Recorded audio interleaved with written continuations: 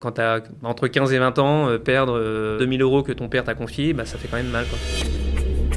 Justement, comment le robot détecte-t-il les opportunités d'entrée ou de sortie des marchés? C'est ça, bah, la stratégie est complètement antifragile, justement. Le cœur de cette stratégie, je l'ai développé donc, avec l'un des derniers traders avec qui j'ai travaillé. Là, on fait des ratios entre 10 et 25. Ça récupère largement les pertes et beaucoup plus. Pas d'émotion, donc on peut laisser tourner complètement et on profite pleinement des tendances.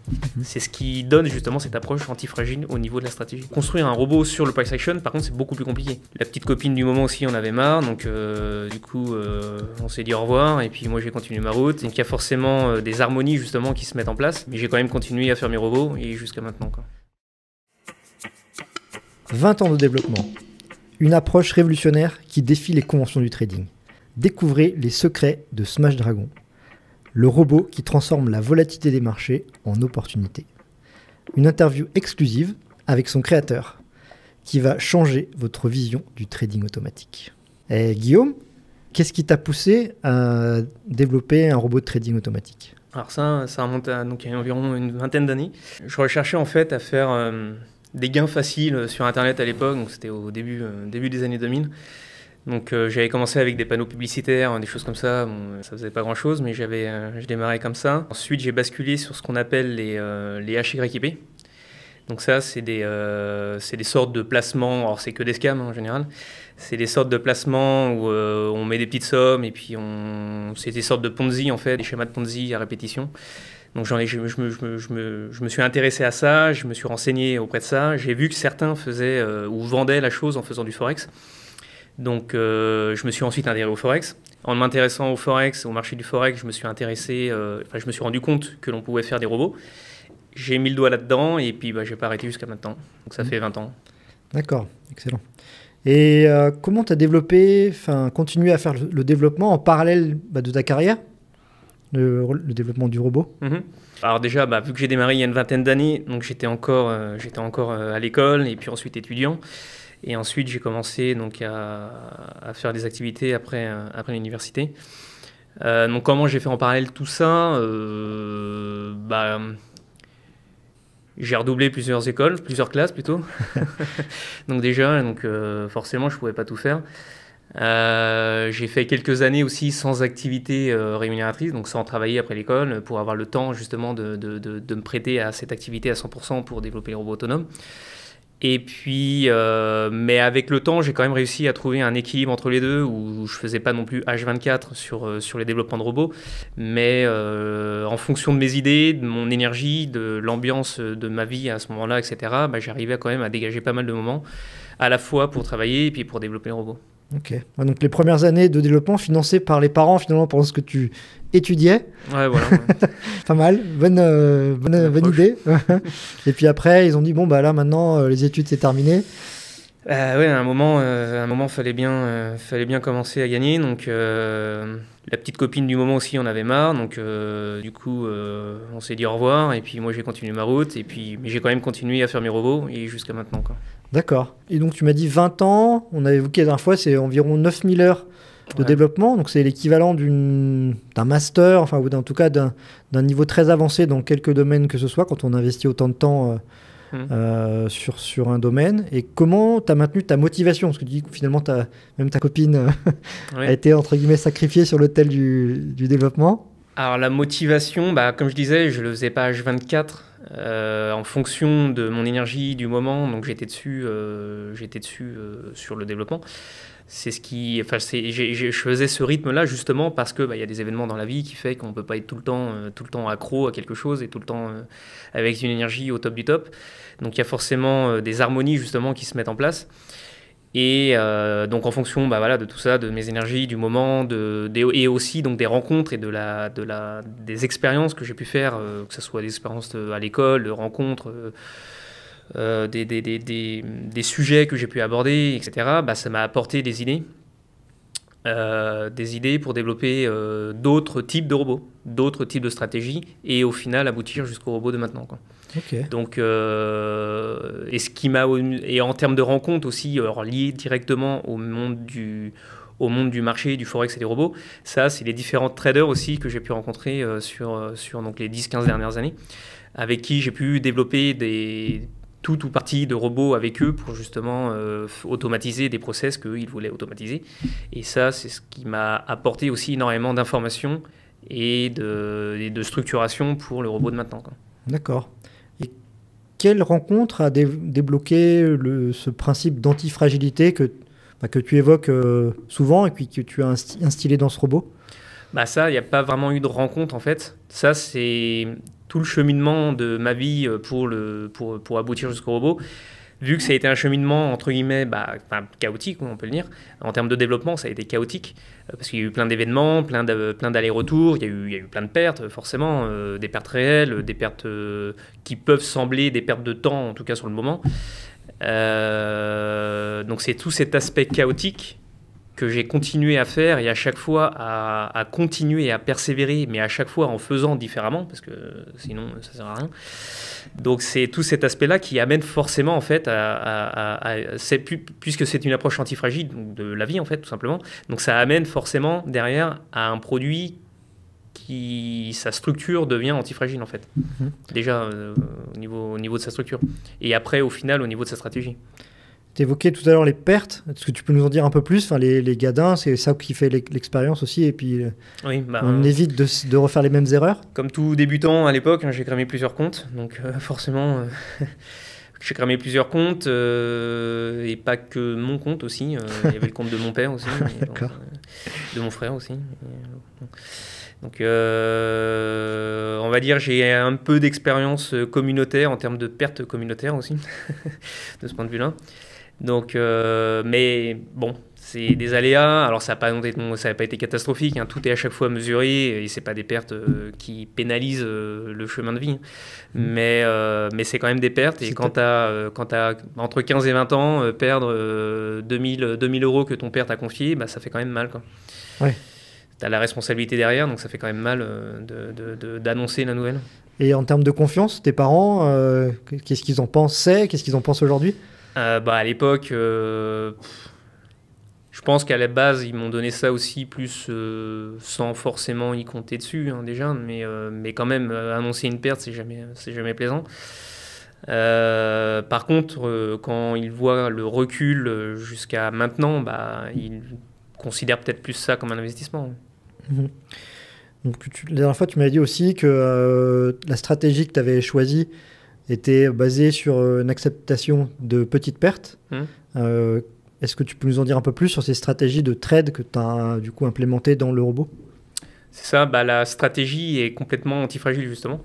Donc ça, c'est le cœur de cette stratégie. Je l'ai développée donc, avec l'un des derniers traders avec qui j'ai travaillé. J'ai pu automatiser les 3/4 en fait, de ce que lui, il faisait en manuel. Il y a une partie, donc le dernier quart que je n'ai pas pu automatiser, il a juste simplement réussi, il me l'a juste simplement expliqué, mais il avait du mal à me le mathématiser pour que moi, ensuite, je puisse le recréer au niveau du code.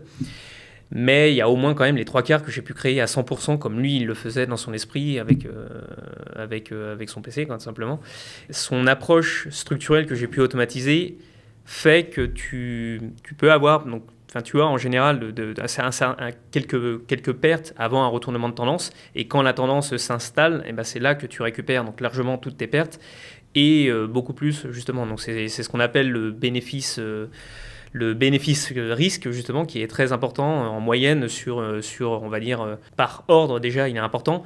Mais après, il se considère par groupe d'ordre sur une tendance qui s'est construite et qui s'est terminée dans le temps. Tu évoquais, pour nos auditeurs, pour matérialiser, environ 35% de trades gagnants seulement. Simplement avec des trades très gagnants et par contre des trades perdants petits. C'est ça, hein. Donc 35% environ, donc c'est entre 35 et 40. Donc ça veut dire qu'on a un peu plus de 60% d'ordre perdant, donc c'est beaucoup plus que d'ordre gagnant. Mais justement, c'est beaucoup plus de petits ordres gagnants qui sont mesurés avec un pourcentage, etc. Et par contre, quand les gagnants ils arrivent, là on fait des ratios entre 10 et 25. Donc ça récupère largement les pertes et beaucoup plus. Ok. Sur la construction du robot, j'ai compris que tu n'avais pas utilisé d'indicateur mathématique, en tout cas dans la façon de trader. Pourquoi ce choix? Ça, c'est l'approche qui m'a été apportée par le dernier trader justement avec qui je travaillais. Donc, c'est ce qu'on appelle une approche price action. Donc, c'est-à-dire, au lieu de baser les décisions en fait sur des indicateurs, on base les décisions sur les prix de marché dans le temps directement. Donc, pour un humain, on va dire, les deux sont pas forcément... les deux sont relativement simples. Il suffit de regarder et de comprendre ce que l'on fait, quoi. Pour un robot, par contre, de baser ça, de construire un robot sur le price action, par contre, c'est beaucoup plus compliqué. Parce que ça nécessite de contrôler en fait tous les éléments fondamentaux jusqu'au prix et de structurer quelque chose de cohérent, de logique, de fonctionnel d'un point de vue stratégique à partir du prix pour ensuite faire une stratégie. Donc pour un œil humain, c'est simple. Mais par contre, pour un robot, c'est beaucoup plus complexe. Donc ça nécessite beaucoup plus de temps, beaucoup plus de code, beaucoup plus de tests, etc. etc. Donc parce qu'en fait, c'est une approche, puisqu'on se base sur l'élément le plus fondamental du marché, c'est-à-dire le prix dans le temps. À partir donc, de ce bottom, on a besoin de structurer en up tous les éléments et à chaque fois avec différents niveaux donc, de structuration pour avoir ensuite l'approche que l'humain il a derrière juste avec ses yeux et son mental. Justement, comment le robot détecte-t-il les opportunités d'entrée ou de sortie des marchés? En gros, donc, il est basé sur trois. La stratégie en elle-même, elle est basée sur trois piliers principaux. Donc, le premier pilier, c'est la détection des fins de tendance d'une tendance précédente. Ensuite, le deuxième pilier, c'est la détection des périodes d'accumulation. Okay. Donc, en gros, les plans de marché, pour simplifier. Et puis ensuite, il y a toute la construction donc, de la nouvelle tendance qui va se dessiner ensuite en sortie donc, de cette phase d'accumulation. Et après, il y a plusieurs systèmes de sortie qui là sont à un niveau beaucoup plus proche du niveau des prix de marché, justement, au niveau de la structure, et qui me permettent de sortir tout simplement de mon trade et de la tendance. Voilà. Et comment émotionnellement on gère les séries de pertes et de gains? Alors ça, je dirais que chacun a sa méthode et qu'il faut tous qu'on passe par là, je pense. Surtout quand on commence à faire donc, du trading manuel. Donc j'ai eu mes propres expériences de pertes et j'ai eu mes expériences de gains aussi. Comment on les gère? Les périodes de perte, quand j'ai explosé les comptes, je les ai gérées tout simplement en arrêtant le trading pendant peut-être plusieurs mois au début. Je pense qu'on a tous fait ça. Et à un moment, il y a des choses dans nos vies qui nous ramènent à ça, parce qu'on a une certaine forme d'attirance à ce genre de choses, à vouloir analyser, à vouloir chercher la petite bête, à vouloir battre le marché. Donc on a intérêt à y revenir à un moment, une fois qu'on a absorbé la douleur, quoi. Et quand on regarde le robot trader, enfin si on le regarde, on pourrait dire qu'on met de l'argent sur le compte et on attend, mais je pense surtout au début, quand on n'est pas certain, on a envie de voir ce qui se passe. Et là, comment toi tu gères émotionnellement quand tu vois le robot qui trade, qui accumule des petites pertes, mais quand même qui accumule des pertes? Comment tu gères ça? Et pareil pour les gains. C'est ça. Quand c'est le robot, il faut surtout pas y toucher, justement. Parce que si on commence à y mettre son doigt dedans pendant le trading, ça va fausser forcément tous les résultats futurs d'un point de vue statistique. Donc il faut pas y toucher, hein. C'est pour ça qu'on y met un robot. Et puis donc dans ce cas-là, vu que c'est un robot autonome, il fait de A à Z absolument tout. Donc la seule chose que l'on a à faire, c'est mettre et retirer l'argent, et voilà. Donc pas trop regarder, finalement c'est mieux, peut-être contrôler une fois par mois. Contrôler quand même de temps en temps, parce qu'il peut peut-être y avoir des problèmes techniques liés au broker. Donc quand même avoir un contrôle, mais il y a des alertes quand même d'activité, donc ça permet de savoir si le robot stimule justement son compte. Donc, Ok. Et si on parle des anomalies de marché, donc ce qu'on appelle des signes noirs ou les signes blancs, comment c'est intégré dans la stratégie du robot, si c'est le cas? C'est ça.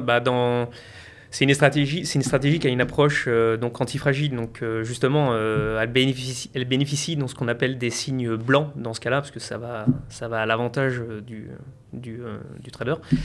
Donc c'est ce qu'on appelle les signes blancs, mais c'est l'équivalent du signe noir, mais d'un point de vue positif.